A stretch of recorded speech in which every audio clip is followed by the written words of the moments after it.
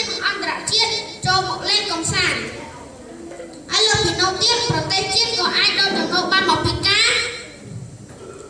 បម្រើសេវាកម្មភ្ញៀវ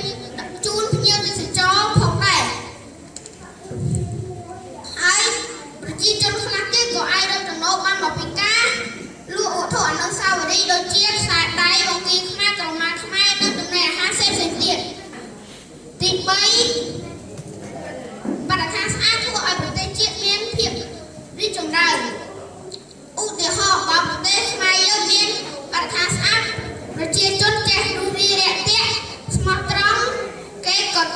ចាប់អារម្មណ៍នៅកន្លែងទេសចរដូចជា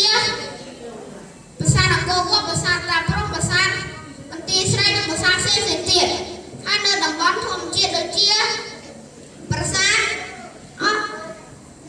តំបន់ធម្មជាតិដូចជាភ្នំ1005ភ្នំបាណន់និងតំបន់ធម្មជាតិផ្សេងៗទៀតសរុបសេចក្តីអ្វីៗទាំងអស់មកការបកស្រាយខ្ញុំមានតាមលំដាប់លំដោយមែនហើយខ្ញុំសូមផ្ដាំផ្ញើដល់អ្នកទាំងអស់គ្នាថាខំថែរក្សាបរិស្ថានឲ្យបានស្អាតជានិច្ចនិងកាត់ដូចឃ្លីមួយលើកឡើងថាបរិស្ថានស្អាត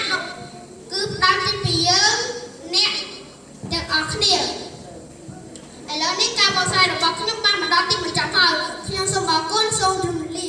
បាទសូមអរគុណ